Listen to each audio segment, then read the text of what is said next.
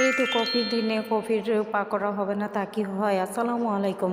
এই তো ঘরে অলরেডি 2টা কফি ছিল, আরও কফি এনেছে, তো কি করা যায়? ভাজা পোড়া করি, চলুন দেখা যাক। রেসিপিটা শুরু করার আগে জানিয়ে দিচ্ছি, এখানে কফিগুলো আমি ভালোভাবে ধুয়ে ভাপ দিয়ে ছেঁকে নিয়েছি। দেন এখানে Wow! পেঁয়াজ, কাঁচামরিচ, ধনেপাতা এবং হলুদের গুঁড়া, মরিচেরও গুঁড়া। হলুদের গুঁড়াটা অল্প দিবেন। গরম মশলায় অল্প ফাঁকি, চালের গুঁড়া এবং ময়দা সব একত্রে আমি মিক্স করে নিচ্ছি। ময়দা অল্প পরিমাণ, চালের গুঁড়াটা বেশি পরিমাণ, তাহলে মুচমুচে হয়। এখানে কর্নফ্লাওয়ারও দিয়ে দিলাম, কিছু চাট মশলা দিয়ে ভালোভাবে মেখে নিচ্ছি। এগুলো ভাপ দিয়ে নিলে গন্ধটা থাকে না। Oh, wow! এই পাকোড়াটা আমার কাছে খুবই ভালো লাগে, অনেকে অনেক রকম করে খায়।